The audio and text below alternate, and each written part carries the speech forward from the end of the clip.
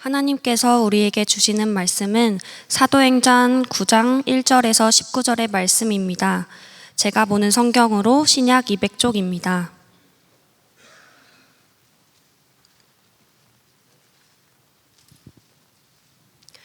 이제 사도행전 9장 1절에서 19절의 말씀을 봉독하겠습니다. 다 함께 일어나셔서 하나님의 말씀을 경청하시기 바랍니다.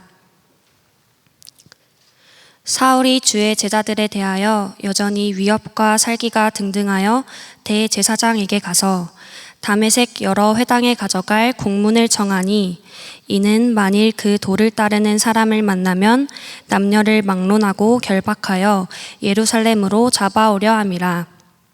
사울이 길을 가다가 다메섹에 가까이 이르더니 호련히 하늘로부터 빛이 그를 비추는지라. 땅에 엎드려져 들음에 소리가 있어 이르시되 사울아 사울아 네가 어찌하여 나를 박해하느냐 하시거늘 대답하되 주여 누구시니이까? 이르시되 나는 네가 박해하는 예수라. 너는 일어나 시내로 들어가라.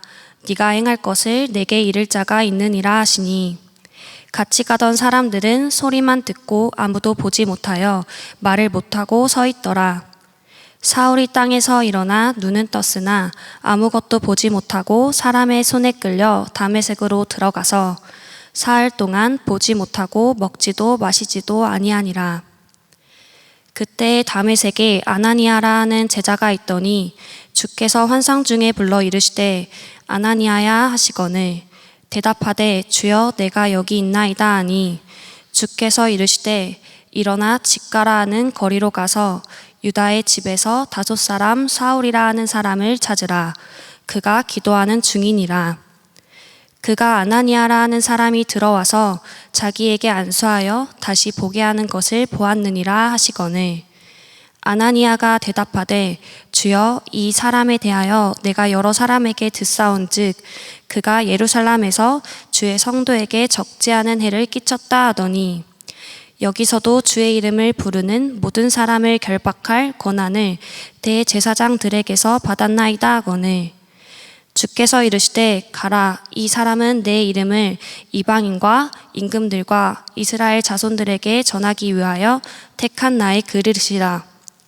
그가 내 이름을 위하여 얼마나 고난을 받아야 할 것을 내가 그에게 보이리라 하시니, 아나니아가 떠나 그 집에 들어가서 그에게 안수하여 이르되 형제 사울아, 주 곧 네가 오는 길에서 나타나셨던 예수께서 나를 보내어 너로 다시 보게 하시고 성령으로 충만하게 하신다 하니, 즉시 사울의 눈에서 비늘 같은 것이 벗어져 다시 보게 된지라. 일어나 세례를 받고 음식을 먹음에 강건하여 지니라. 사울이 다메섹에 있는 제자들과 함께 며칠 있을새. 아멘.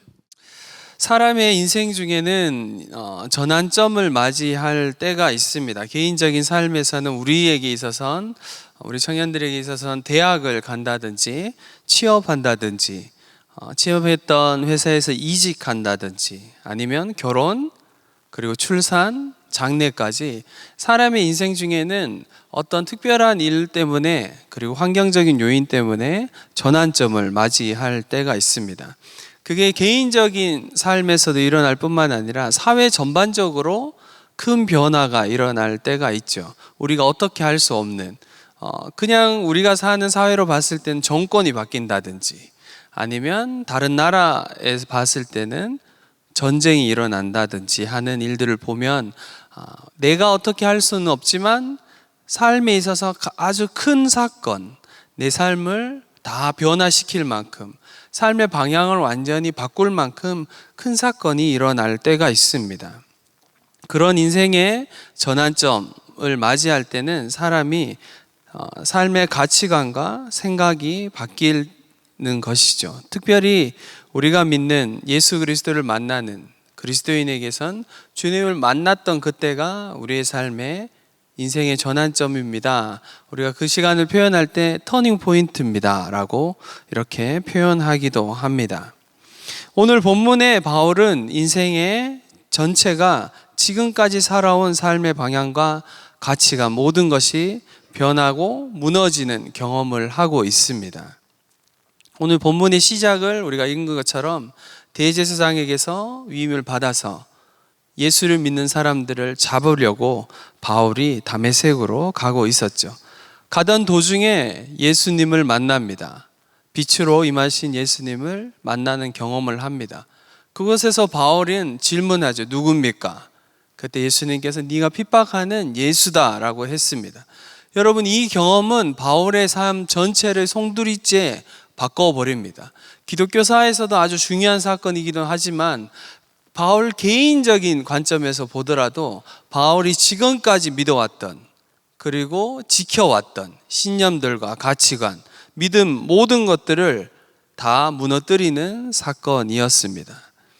바울은 전통 유대인 집안에서 자랐습니다. 그리고 바리새인 중에 바리새인입니다. 그러니까 유대 사회 안에서 가장 촉망받고 그리고 부족함 없이 로마 시민이면서 유대인 중에서는 첫 번째로 손꼽히는 사람, 그 사람이 바울의 삶이었습니다. 그리고 바울은 자기가 지켜왔던 그리고 옳다라고 믿어왔던 그 믿음대로 행했고, 그것에 대해서 권력자, 당시 종교 지도자들이 지지해줬고 그것에 대해서 인정해줬습니다.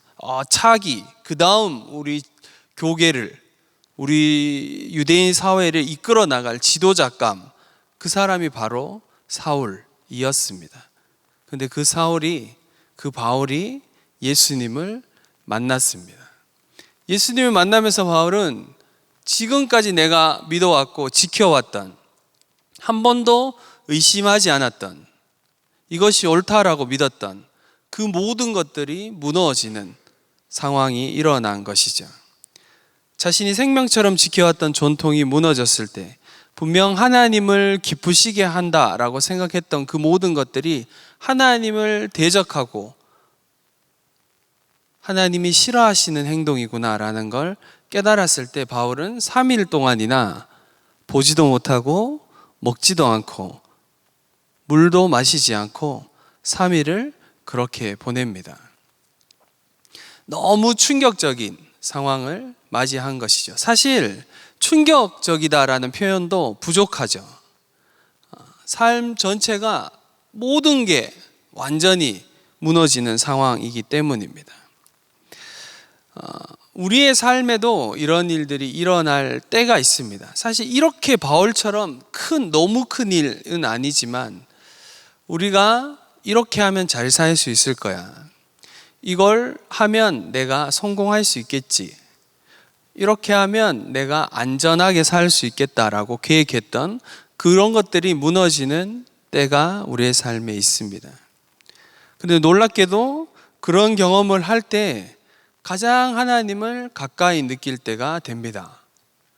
하나님을 한 번도 혹 우리 청년들 중에 만나지 않은 청년들이 있다면 하나님을 만날 때가 된 건 내 힘으로 나의 인생을 헤쳐나갈 수 없구나, 내가 계획한 걸 모든 것이 어느 때는 사람의 힘으로는 붙잡을 수 없는 거구나 라는 걸 깨달을 때 하나님을 만날 때가 된 것입니다.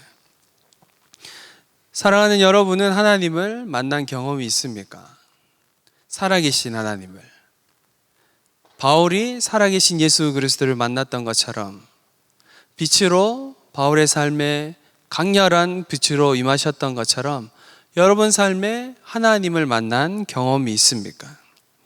이런 경험은 비신자였던, 그러니까 교회 다니지 않았던 사람들에게는 아주 강한 경험으로 남아있고, 혹 모태신앙이나 오랫동안 교회에 다녔던 사람들 중에도 인격적으로 주님을 만나지 않았다면, 그 만남이 없다면 고민을 해보셔야 합니다. 나의 신앙은, 나는 정말 살아계신 하나님을 믿고 있는가?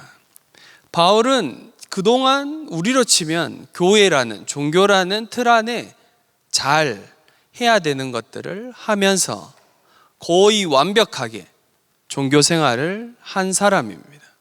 그 사람이 예수 그리스도를 만났을 때 자신의 삶이 완전히 변하게 된 것이죠.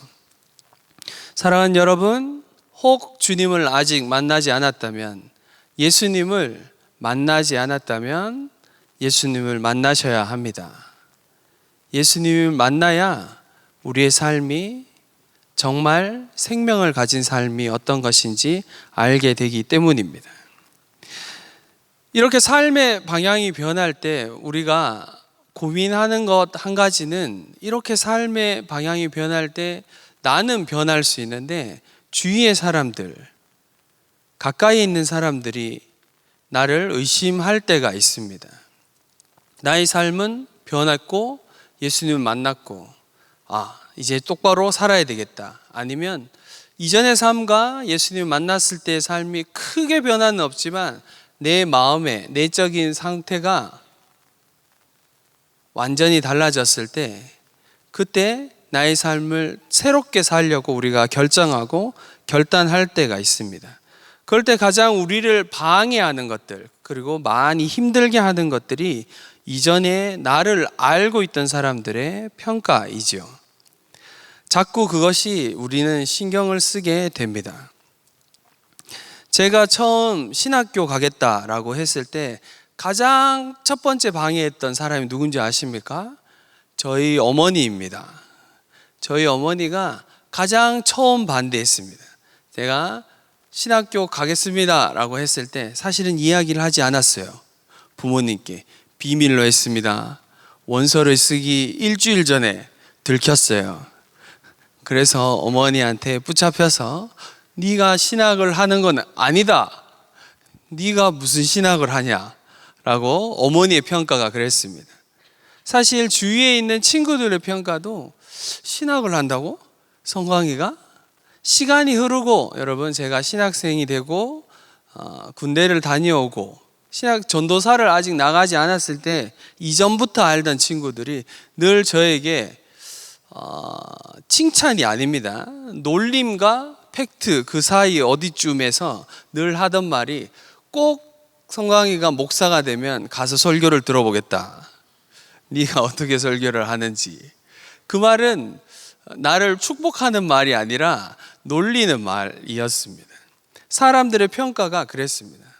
여러분, 우리의 인생을 좀 삶을 변화시키려고 할 때 주위의 사람들이 우리를 그렇게 평가할 때가 있습니다. 이전의 나의 모습만 보고.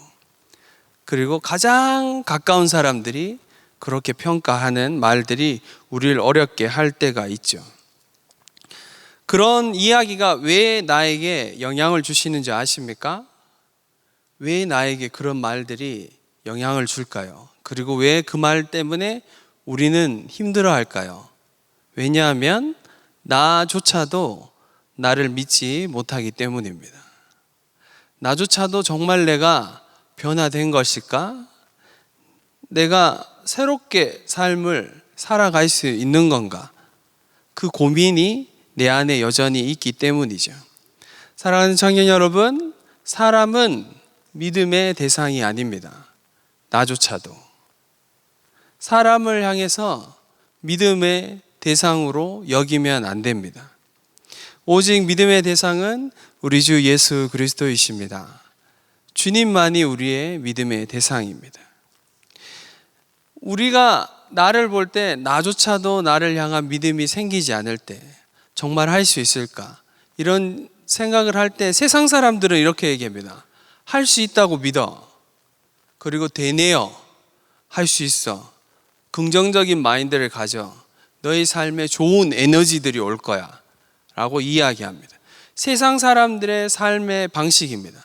여러분, 어느 정도는 틀린 얘기가 아니기 때문에, 성경에서 많이 가져온 이야기이기 때문에 영향력이 있습니다. 그러나 기독교, 우리가 믿는 신앙이라는 것은 긍정적인 사고, 나를 향한 믿음을 가지는 것이 아니라 하나님을 향한 믿음을 가짐으로 나를 온전히 바라볼 수 있게 되고, 하나님의 시선으로 나를 바라볼 수 있게 됨으로써 하나님을 향한 믿음 때문에 나의 삶을 온전히 살아갈 수 있게 되는 것이 우리가 가진 신앙입니다.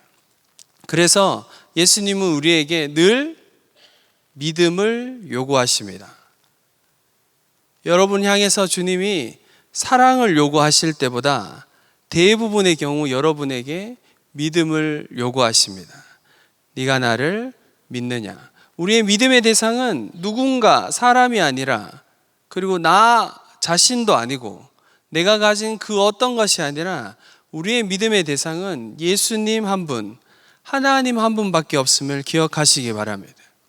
우리의 믿음의 대상이 하나님이 되어야지 우리의 삶이 하나님의 부르심을 따라서 내 삶이 생명을 얻은, 그리고 더 풍성히 얻게 하는 그 삶으로 나아가게 되는 것입니다. 우리는 자꾸 무언가를 붙잡으려고 합니다. 그리고 눈에 보이는 무언가를 가지려고 합니다. 그래서 그것을 가지고 나를 증명하려고 자꾸 합니다. 세상은 자꾸 뭔가로 나를 증명하라고 합니다.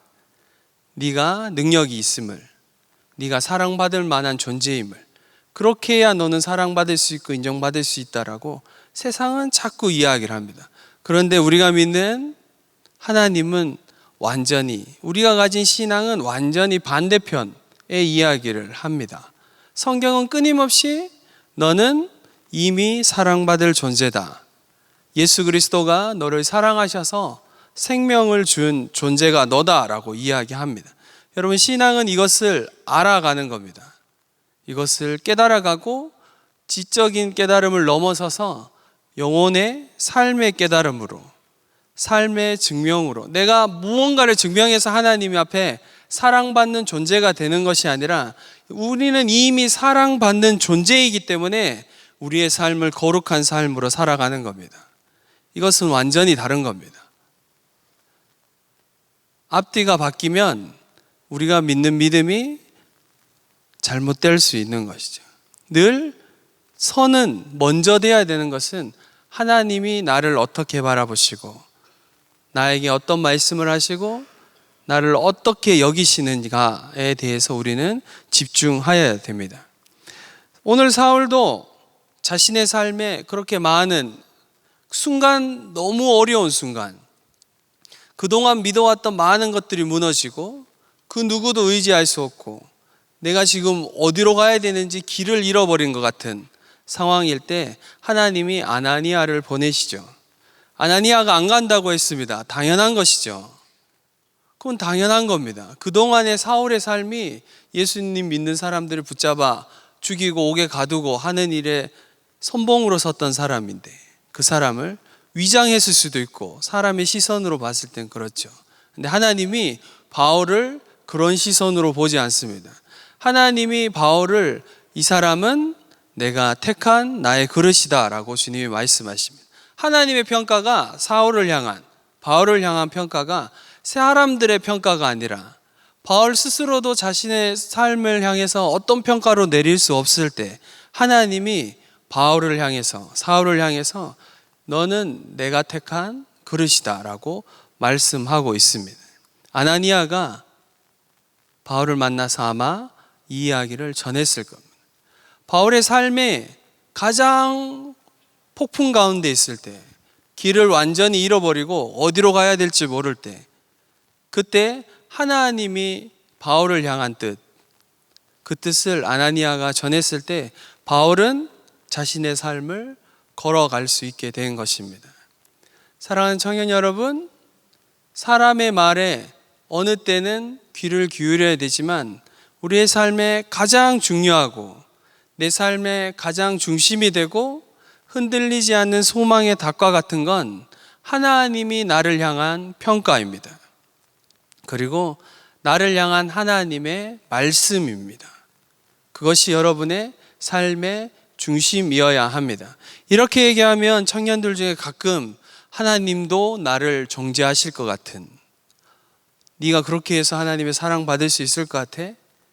그런 말씀하실 것 같은 두려움을 가진 청년들이 있습니다. 사랑하는 여러분, 하나님이 한 번도 여러분을 향해서 너 그렇게 하면 천국 가기 어려워 이렇게 하신 말씀을 들어본 적 있어요? 저는 한 번도 없어요. 너 똑바로 해, 정신을 차려, 더 열심히 해야지, 정신 차려, 그렇게 해서는 안 돼, 세상에서 성공할 수도 없고 네가 그렇게 믿어서 나를 믿는다고 별로 느껴지지 않아. 좀 금식도 좀 하고 예배도 좀 드리고 말씀도 좀 읽어야 네가 나를 믿는다고 좀 내가 좀 느낄 것 같아 라는 말씀을 하시지 않습니다. 하나님은 나를 향해서 나를 증명하라고 그 어떤 것도 요구하시지 않으십니다. 우리를 향해서 하나님은 나를 향해서 네가 뭔가를 해서 증명해야지만 내가 너를 쓰겠다, 너를 사랑하겠다 이렇게 말씀하시지 않으세요. 우리를 있는 그대로 사랑하십니다. 있는 그대로 사랑하신다는 말은 나의 과거와 나의 현재와 나의 미래를, 나의 삶 전체를, 나의 가장 숨기고 싶은 연약함부터 나를 통해서 하나님이 이루어 가실 하나님의 일을 쓰임받을 그 모든 순간들까지도 아시는, 모든 걸 아시는 그 하나님이 나를 바라보시고 나의 삶을 향해서 말씀하시는 겁니다. 내가 너를 사랑한다. 여러분, 하나님이 우리를 향해서 너는 사랑받을 만한 존재이다. 내가 너를 택했다. 내가 너를 지명해서 불렀다. 많은 사람들 중에 우리 같이 부른 게 아니라 우리 한 사람 한 사람 이름을 부르시면서 내가 너를 짓기 전에 태에 있기 전부터 너를 알았고 너를 지명해서 내가 너를 불렀다 말씀하십니다. 사랑하는 청년 여러분, 이것에 우리의 삶을 두셔야 합니다. 이것에 우리의 신앙을 두셔야 합니다. 그렇게 하지 않으면 우리의 신앙은 늘 외식적으로 흘러갑니다. 외식적으로 흘러간다는 말은 지켜야 되는 것들만 지키게 됩니다. 이거도 지켜야 됩니까? 목사님, 이 정도만 하면 되는 게 아닙니까? 목사님, 이거는 해야 되는 겁니까? 하지 말아야 되는 겁니까? 물을 때가 있습니다. 왜 물을까요? 하고 싶으니까 묻는 겁니다. 하고 싶은데 동의를 구하거나 어느 정도의 선까지만 그렇게만 하면, 이 정도까지만 하면 조금 이렇게 천국에 들어갈 수는 있고 그냥 우리의 신앙을 어느 정도 지킬 수 있지 않을까요? 그래서 질문합니다. 청년들이.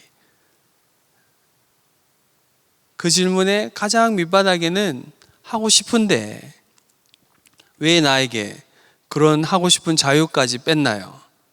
여러분, 우리가 받은 구원과 하나님이 나를 사랑하신다는 이 메시지가 내 삶 전체를 아신다는 이 성경의 말씀이 얼마나 크고 놀라운 것인지 알게 되면 우리가 생각하는 자유라는 것, 세상이 이야기하는 자유로운 삶, 너를 충분히 즐기면서 살아도 된다라고 하는 그 삶과 우리가 예수 그리스도 안에서 누리는 생명을 가지고 더 풍성히 누리게 되는 삶과는 완전히 질적으로 다른 삶으로 나아가게 되는 것입니다.